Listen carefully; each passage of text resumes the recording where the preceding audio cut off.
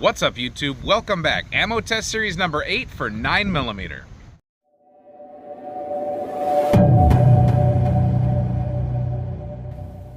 Today's choice is Corbon Pow'RBall. This is a 9mm Luger Plus P 80 grain Pow'RBall round.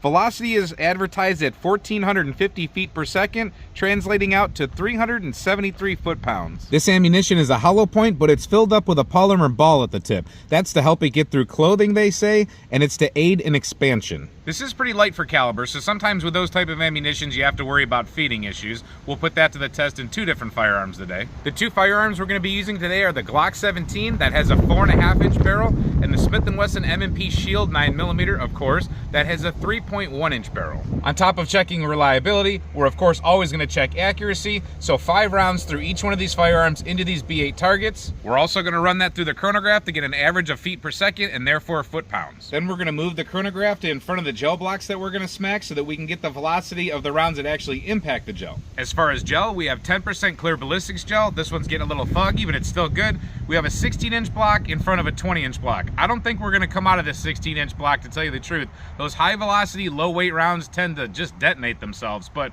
we'll see what happens. That's why we have the catcher block. The catcher block has been hit, but that doesn't matter. And of course, I always have to explain that I won't be doing my shooting off of a rest or a table or anything like that. I shoot these targets offhand to simulate practical accuracy. This is defensive ammo. These are defensive handguns, and in the real world, you're not going to have the luxuries of all that other stuff that I just mentioned. Plus, I want to get an actual feel for the ammunition and how the sights settle back down. Testing explained, let's get to shooting. All right, starting out with the Smith Wesson M&P Shield. We have 5 rounds.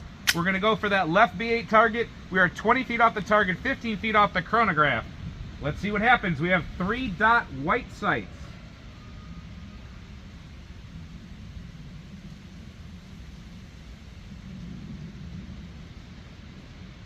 Safety's on.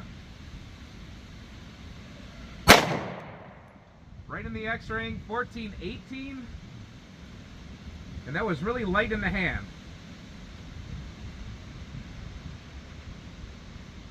A little bit low on that one, 14-04.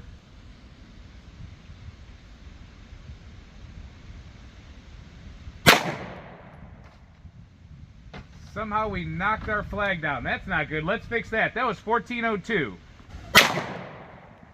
Another one low, 14-21.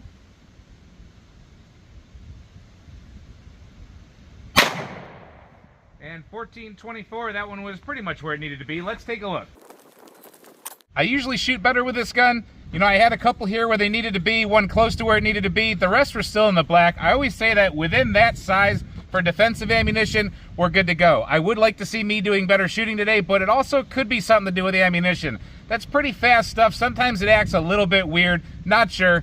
The Shield, like I said, though, is usually pretty accurate. Let's see what happens with the Glock. All right, 5 rounds in the Glock. A little bit longer barrel. Should get the velocity up there a little bit. We do have the U-notch Glock sights. Nothing special. Just white stuff.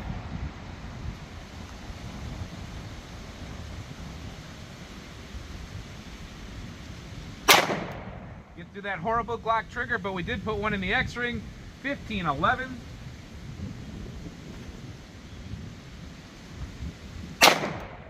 Another one in the X-ring at 15-39.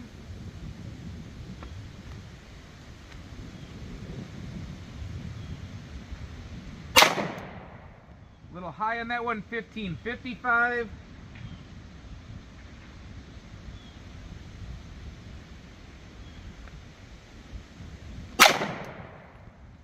And off high to the right, actually, on that one. That's really weird. 14-52.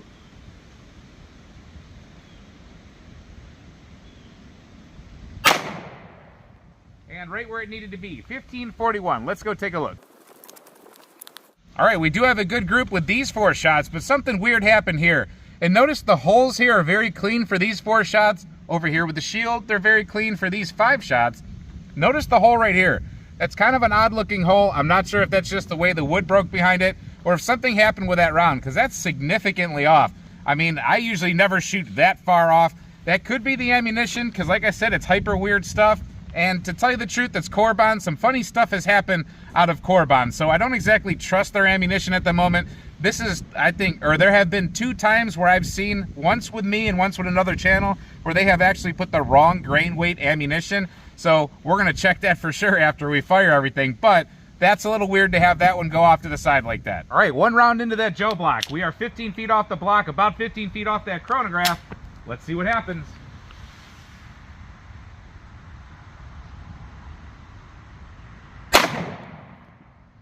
Wow, I went right to the edge of that thing. I might have come out. Let's go take a look. And we did not get a chronograph reading because that was totally not in the right spot. This is weird ammunition. That was low to the left, like on the target up there. We had a few go low to the left. This one definitely went low to the left.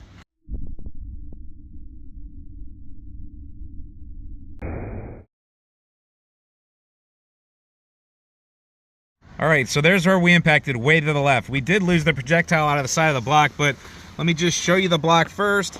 You see if I can get a good focus on there. It did have its initial, you know, opening up quick thing like those light projectiles do, going fast, and then it left the block at, let me measure. So right at about 7 inches is where it left. It did leave a piece of its jacket or something in there. Let's take a look from the top. You'll definitely be able to see the wound channel better up here. You can see it did some kind of weird stuff. It's not your traditional type of wound channel, but then it slipped out right there and it actually landed right there. It tore itself apart pretty good. Let's get another shot in here and try to do better. All right, let's try that one more time.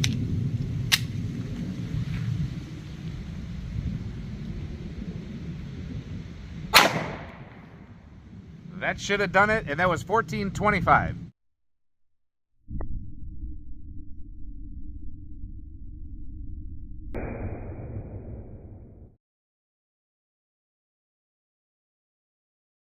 All right, 1425, and that is where we wanted to hit it. I wanted to hit a little bit lower, but that's good for now. All right, so you can see it did have a little bit of an explosive effect on the way in, kind of like the other shot.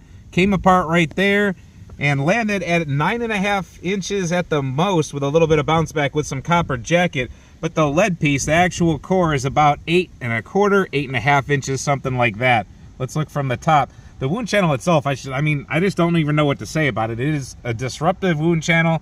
It's nothing crazy. It doesn't look like a traditional jacketed hollow point or solid copper or hard cast or anything like that.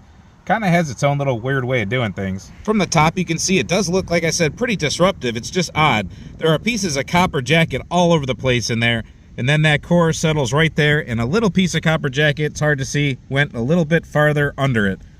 Let me move this block so we can see the other side, get you a better picture of that one right there real quick. All right, being closer to this side, you can see them better this way. So you see how you have that piece of copper jacket that's in front of that slug. Then you see the copper jacket where the slug had left there, or the cup, or whatever you want to call it, the lead base. And there you go. I mean, it is not a nice wound channel at all. It'll definitely put a thumping on something.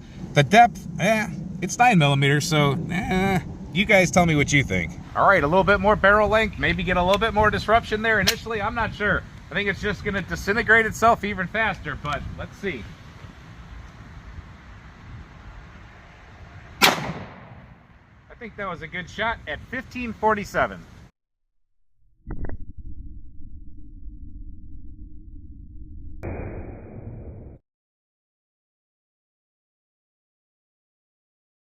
There you go, 1547 out of the Glock. And we had a good hit where we wanted to go right there. Looking at it from the side, I would say we definitely had a little bit more disruption initially. That disruption path, the major part of it is about 4 inches long, and then it does its normal break apart thing. And there, that base, that core, that slug is right at about 9 3/4 inches. It bounced back from 10.5 inches. It's sitting there facing us. There's not going to be a whole lot of it left because look how much it left behind. I mean, it is pretty destructive right in the beginning, but the question is that enough depth? Let's look from the top. So you can see right there is the Pow'RBall. It doesn't shatter or anything. It's still all together. Definitely created a decent wound channel at the beginning with that copper petaling, or copper petals just coming right off of it. That thing lost its jacket quick, and there is the lead chunk left over at the end.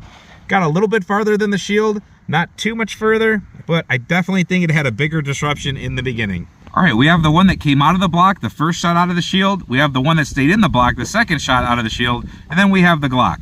So you can see the Glock pushed itself around a little bit more, got a little bit wider. We'll have the measurements up in the corner, of course. These two don't look too different. I mean, as far as diameter or anything like that and smoosh back, they look different right in the center, but let's get them flipped over. Definitely can see on the one that came out of the Glock, the mushrooming effect is more pronounced when you look at it from the back. This didn't quite get the same effect there. Got a little bit more there for some reason, the one that came out of the block. That one did squish down a little bit more. Overall, these things didn't start out as much, so there's not going to be much left, especially after they've shattered off so much of their copper jacket. Well, there you go. We tested another Corbon. Again, I'm not very impressed. Is it something that I would carry? No. Is it something that you carry, though, or something you think could be useful or effective in certain situations? Let me know what you think in the comments. If anything else, we know what it does. If you ever see it in the store, you don't have to wonder. Hope you found this test helpful. If you did, maybe give it a thumbs up and a share. And if you like what we're doing, check out our playlist. Maybe subscribe. If you are subscribed, make sure your notification bell is on, because you know how that goes sometimes. Thank you for watching this video, and until we see you next time, stay safe, have fun, and keep shooting.